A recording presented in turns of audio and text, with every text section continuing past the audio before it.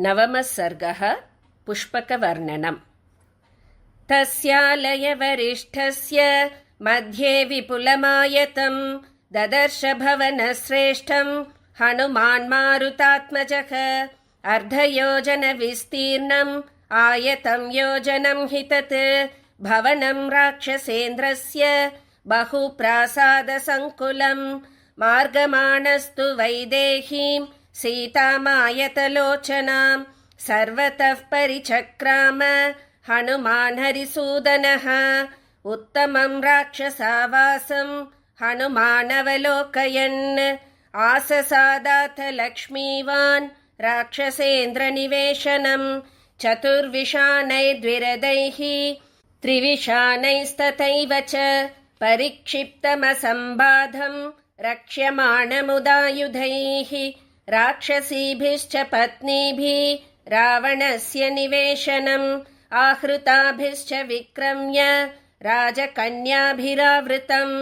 तन्नक्रमकराकीर्णं तिमिङ्गिलझषाकुलं वायुवेगसमाधूतं पन्नगैरिव सागरम्। याहि वैश्रवणे लक्ष्मीर्याचेन्द्रे हरिवाहने सा रावणगृहे सर्वा नित्यमेवानपायिनी। या च राज्ञः कुबेरस्य यमस्य वरुणस्य च तादृशी तद्विशिष्टा वा रुद्धिरक्षो गृहेष्विह। तस्य हर्म्यस्य मध्यस्थं वेश्मचान्यत् सुनिर्मितं बहुनिर्यूहसङ्कीर्णं ददर्श पवनात्मजः।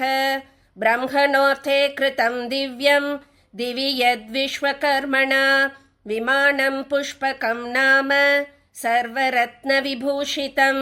परेण तपसा लेभे यत्कुबेरः पितामहात् कुबेरमोजसा जित्वा लेभे तद्राक्षसेश्वरः।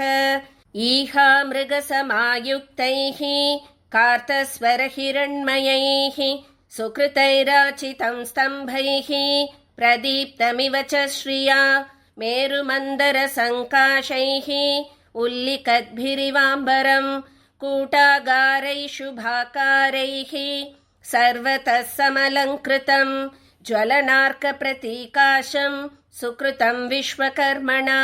हेमसोपानसंयुक्तं चारुप्रवरवेदिकं जालवातायनैर्युक्तं काञ्चनैस्फाटिकैरपि इन्द्रनीलमहानील मणिप्रवरवेदिकं विद्रुमेण विचित्रेण मणिभिश्च महाधनैः निस्तुलाभिश्च मुक्ताभिः तलेनाभिविराजितं चन्दनेन च रक्तेन तपनीयनिभेन च सुपुण्यगन्धिना युक्तम् आदित्यतरुणोपमं कूटागारैर्वराकारैः विविधैः समलङ्कृतं विमानं पुष्पकं दिव्यम् आरुरोह महाकपिः। तत्रस्तः सतदा गन्धं पानभक्ष्यान्नसम्भवं दिव्यं सम्मूर्छितं जिघ्रत् रूपवन्तमिवानिलं। सगन्धस्तं महासत्त्वं बन्धुर्बन्धुमिवोत्तमम् इतयेहीत्युवाचेव तत्र यत्र स रावणः। ततस्तां प्रस्थितः शालां ददर्श महतीं शुभां रावणस्य मनः कान्तां कान्तामिव वरस्त्रियं मणिसोपानविकृतां हेमजालविभूषितां स्फाटिकैरावृततलां दन्तान्तरितरूपिकां मुक्ताभिश्च प्रवालैश्च रूप्यचामीकरैरपि विभूषितां मणिस्तम्भैः सुबहुस्तम्भभूषितां समैर्ऋजुभिरत्युच्चैः समन्तात्सु विभूषितैः स्तम्भैः पक्षैरिवात्युच्चैः दिवं सम्प्रस्थितामिव महत्याकुतयास्तीर्णां पृथिवीलक्षणाङ्कया पृथिवीमिव विस्तीर्णां सराष्ट्रगृहमालिनीं नादितां मत्तविहगैः दिव्यगन्धाधिवासितां परार्त्यास्तरणोपेतां रक्षोधिपनिषेवितां धूम्रामगरुधूपेन विमलां हंसपाण्डुरां चित्रां पुष्पोपहारेण कल्माषीमिव सुप्रभां मनः संह्लादजननीं वर्णस्यापि प्रसादिनीं तां शोकनाशिनीं दिव्यां श्रियः सञ्जननीमिव इन्द्रियाणीन्द्रियार्थैस्तु पञ्चभिरुत्तमैः तर्पयामास मातेव तदा रावणपालिता स्वर्गोऽयं देवलोकोऽयम् इन्द्रस्येयं पुरी भवेत् सिद्धिर्वेयं पराहि स्यात् इत्यमन्यत मारुतिः प्रध्यायत इवापश्यत् प्रदीपांस्तत्र काञ्चनान् धूर्तानिव महाधूर्तैः देवनेन पराजितान् दीपानां च प्रकाशेन तेजसा रावणस्य च अर्चिर्भिर्भूषणानां च प्रदीप्तेत्यभ्यमन्यत ततोपश्यत् कुथासीनं नानावर्णाम्बरस्रजं सहस्रं वरनारीणां नानावेशविभूषितं परिवृत्तेऽर्धरात्रे तु पाननिद्रावशङ्गतं क्रीडित्वोपरतं रात्रौ सुष्वापबलवत्तदा तत्प्रसुप्तं विरुरुचे निःशब्दान्तरभूषणं निःशब्दहंसभ्रमरं यथा पद्मवनं महत् तासां संवृतदन्तानि मीलिताक्षाणि मारुतिः अपश्यत् पद्मगन्धीनि वदनानि सुयोषितां प्रबुद्धानीव पद्मानि तासां भूत्वा क्षपाक्षये पुनः संवृतपत्राणि रात्राविव बभुस्तदा इमानि मुखपद्मानि नियतं मत्तषट्पदाः अम्बुजानीव फुल्लानि प्रार्थयन्ति पुनः पुनः इति चामन्यत श्रीमान् उपपत्या महाकपिः मेनेः गुणतस्तानि समानि सलिलोद्भवैः सा तस्य शुशुभेशाला ताभिस्त्रीभिर्विराजिता शारदीव प्रसन्नाद्यौः ताराभिरभिशोभिता स च ताभिः परिवृतः शुशुभे राक्षसाधिपः यथा ह्युडुपते श्रीमान् ताराभिरभिसंवृतः याश्च्यवन्तेऽम्बरात्ताराः पुण्यशेषसमावृताः इमास्ताः सङ्गताः कृत्स्ना इति मेन हरिस्तदा ताराणामिव सुव्यक्तं महतीनां शुभार्चिषां प्रभावर्णप्रसादाश्च विरेजुस्तत्र योषितां व्यावृत्तगुरुपीनस्रक् प्रकीर्णवरभूषणाः पानव्यायामकालेषु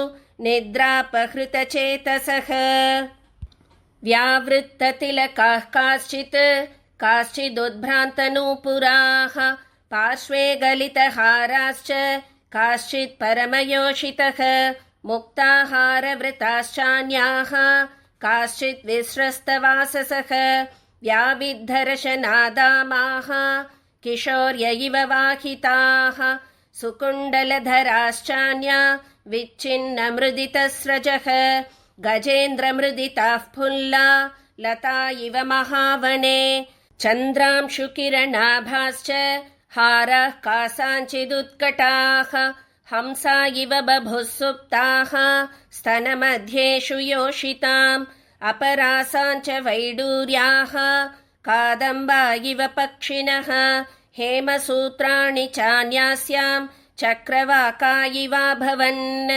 हंसकारण्डवाकीर्णाः चक्रवाकोपशोभिता आपगा इव तारेजुः जघनैः पुलिनैरिव किङ्किणीजालसङ्कोशाः ताहेमविपुलाम्बुजाः भावग्राहा यशस्तीराः सुप्ता नद्य इवा बभुः मृदुष्वङ्गेषु कासाञ्चित् कुचाग्रेषु च संस्थिताः बभूवुर्भ्रमराणीव शुभाभूषणराजयः अंशुकान्ताश्च कासाञ्चित् मुखमारुतकम्पिताः उपर्युपरि वक्त्राणां व्याधूयन्ते पुनः पुनः ताः पताका इवोद्धूताः पत्नीनां रुचिरप्रभाः नानावर्णसुवर्णानां वक्त्रमूलेषु रेजिरे ववल्गुश्चात्र काशाञ्चित्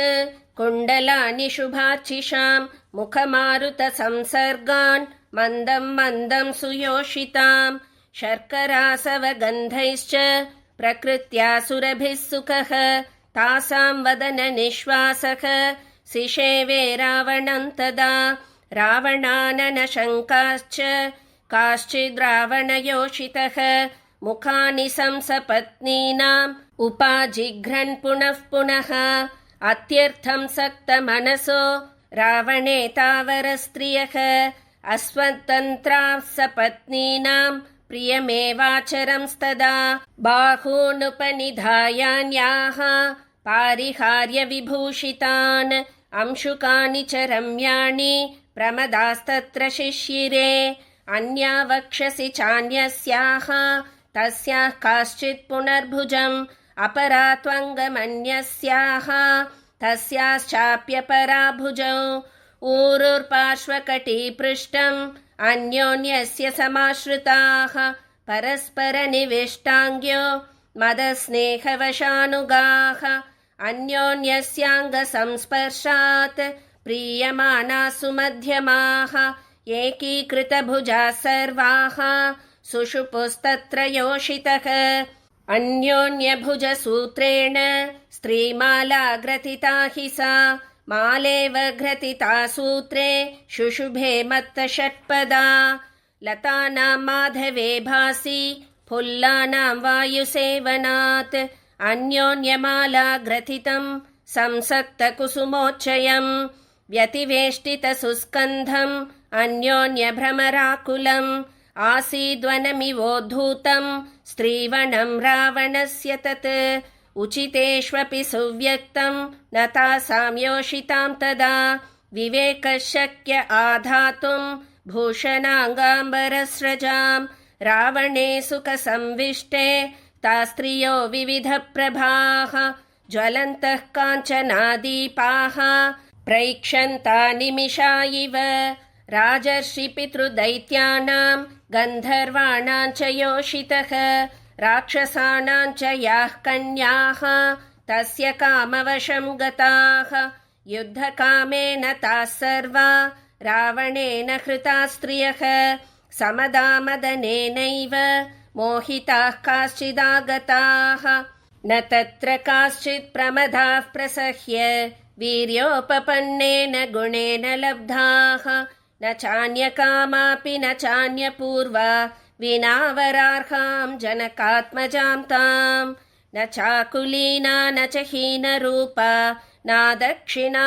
नानुपचारयुक्ता भार्या भवत्तस्य न हीनसत्त्वा न चापि कान्तस्य न कामणीया बभूव बुद्धिस्तु हरीश्वरस्य यदीदृशी राघवधर्मपत्नी इमा यथा राक्षसराजभार्याः सुजातमस्येति हि साधुबुद्धेः पुनश्च सोचिन्तयदार्थरूपो ध्रुवं विशिष्टा गुणतो हि सीता अथायमस्यां कृतवान् महात्मा लङ्केश्वरः कष्टमनार्यकर्म। इत्यार्षे श्रीमद् रामायणे वाल्मीकीये आदिकाव्ये सुन्दरकाण्डे 9मः सर्गः।